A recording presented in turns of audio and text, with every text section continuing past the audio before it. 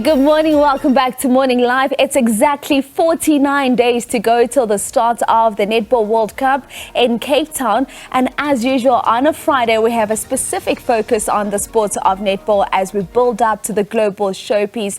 Now, joining me this morning to talk about the Netball World Cup is Patience Shikwambana. She is the board member and chairperson of the Netball World Cup Board. And on Zoom, we are joined by Proteas player Khanyisa Chawane. Good morning, ladies. Thank you so much for joining us. Good morning, Khanyisa. Good morning, Patience. Good morning. Good morning. Patience, I want to start with you. I want to start with you, Patience. I mean, I think as we're getting closer and closer to the start of this World Cup and we've been seeing this countdown going, we can just feel the excitement building up now. From just a stakeholder perspective, where would you say the stakeholders are at this moment? Is it expectations? Is it excitement? Are there any areas of concern at this stage ahead of the World Cup? Look, there's two things. One is excitement that we can't wait. Having the World Cup, Netball World Cup coming to South Africa and in Africa for the first time. So all of us are looking forward to the event. But on the side of the organizing committee, it's a different ball game because we have to make sure that things are ready. And that excitement from our side is to make sure that the teams, the 16 teams that are coming here, they've been in a journey and they are waiting for the event to start on the 28th of July. And ours was to make sure that when they arrive in our shores, we just make sure that most of the processes are in place. So it has not been an easy one, but I can say to you that we are ready to welcome them. And being ready to welcome them, we need to make sure that their well-being, when they arrive, it's taken care of. As they land at the various ports of this country, we need to make sure that we show them, Ubuntu African hospitality. Exactly, in terms of how we're going to take care of them. Most of the things are ready. I mean, we've got a transport plan that as they land, how they're going to be traveling or transferred from the airports to their hotels. We're getting ready to set up at the ICC in terms of the venue, because once athletes arrive, once players are here, all what they need is to train and look forward to competing. So our team is really working tirelessly to make sure that as the 16 teams arrive, we are really ready to deliver the World Cup. Khanyisa, Patience speaks about how as they land here for the athletes, it's just to train and make sure that they're physically ready. Talk us through where you are right now. And I know there was a point where you were like, I hope I make the final team. I hope I make the final team. And for a lot of us, we're just like, of course, Khanyisa is going to make this team. But talk to us about where you are right now. Physically, are you ready for this World Cup? What has this preparation been looking like for you? Firstly, really excited to finally be in the final squad that will be going into the World Cup. And we've been training really hard. I always say going into the World Cup, you don't just want to participate, you really want to compete, because the best will be around, or the best will be coming. So we've been training really hard. The training camps have been really hard. But we're putting our best foot forward so that we make sure that when we're at the World Cup, we give our best. And this young girl born in Zanin, Khanyisa, did you ever think that this would be you? Because we look at how you came into netball. I mean, you say in high school we played for fun, and then when you get a bursary to go study in university, you start realizing how the sport can actually change your life.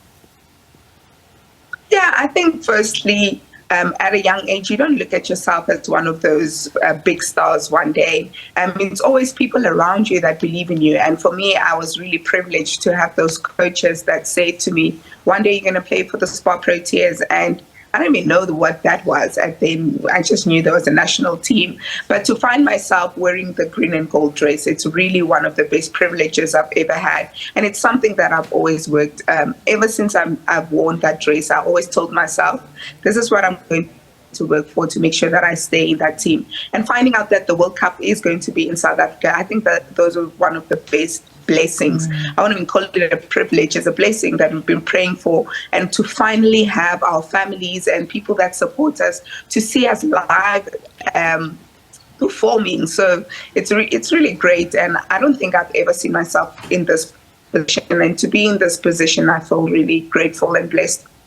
Indeed, and I mean, we love seeing you in that position. Patience, let's talk about when you look at this World Cup. I think one of the questions for a lot of people have always been, it's just in one city. So the logistics just around that, in terms of if you're not in the Western Cape, you're not in Cape Town, how else can people get involved in being part of this World Cup from a viewer point of view?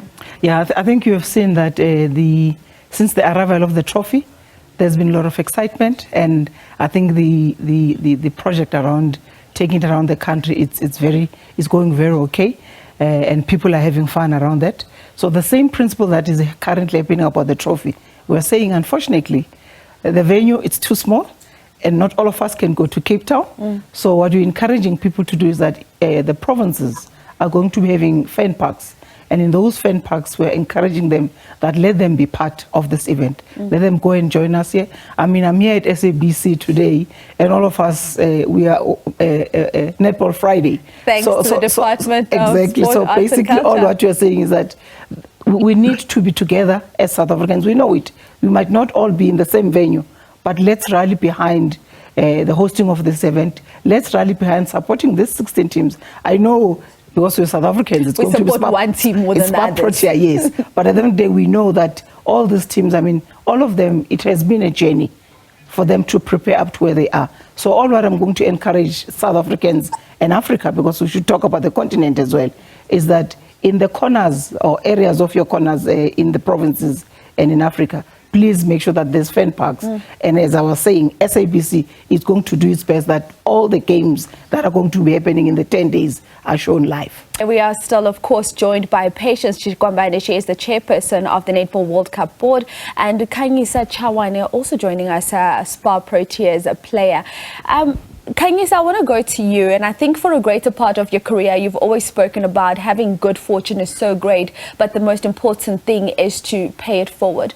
Talk to us about that and what it means for you to pay it forward for the next generation, because I think the players that played before you made certain sacrifices, and you are now the ones that are reaping the benefits of those sacrifices.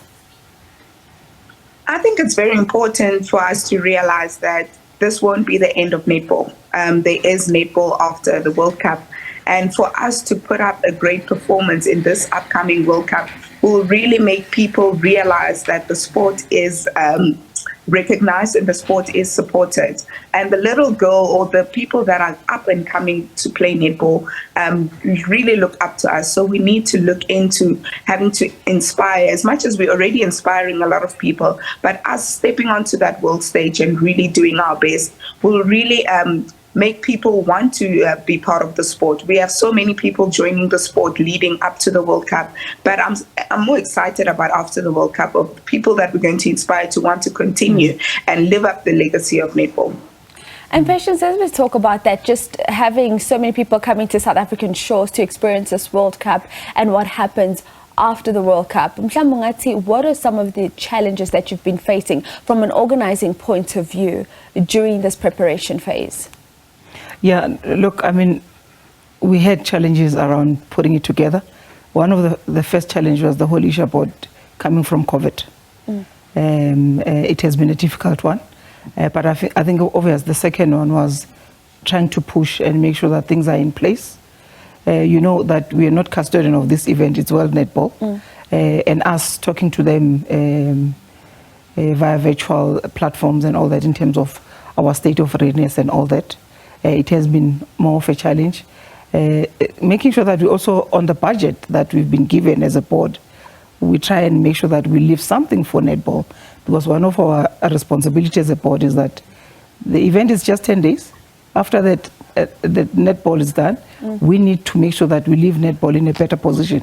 With what Khanyisa has just said, one of our challenges is that we're just hoping that once we are done with this event, we know that Spa and Telecom has taken netball to a different level. So we want this to continue. So whatever challenges that we could have experienced in having more corporate sponsoring this event, we're hoping that once we are done, more corporates will come on fold to help women in sport in the country.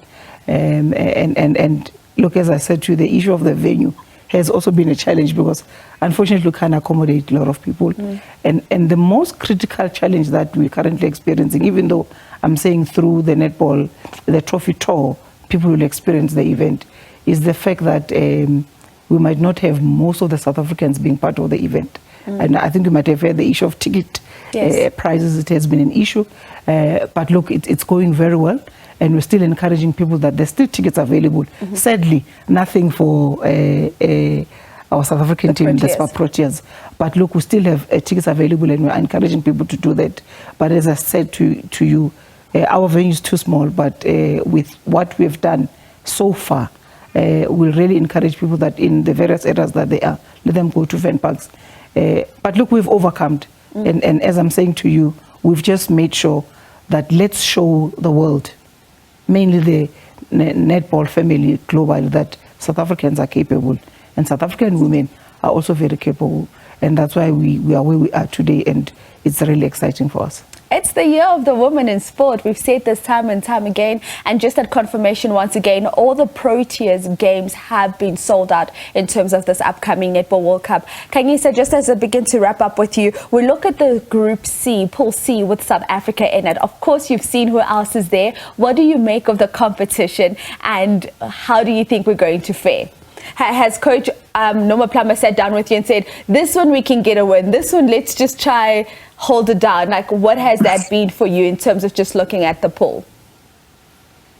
I think we haven't really looked into that as yet, as much as we're going to be playing against them. We're still focusing on getting our game right and making sure that we get our stuff ready going into the World Cup. But as a player, you do look at the teams and you see which one would be easier or which one would be hard. But our pool is not that hard. But we do have Jamaica, who's fourth in the world. So they're just above us in ranking. So they're definitely going to be a difficult team to play against. But I'm not saying it's impossible.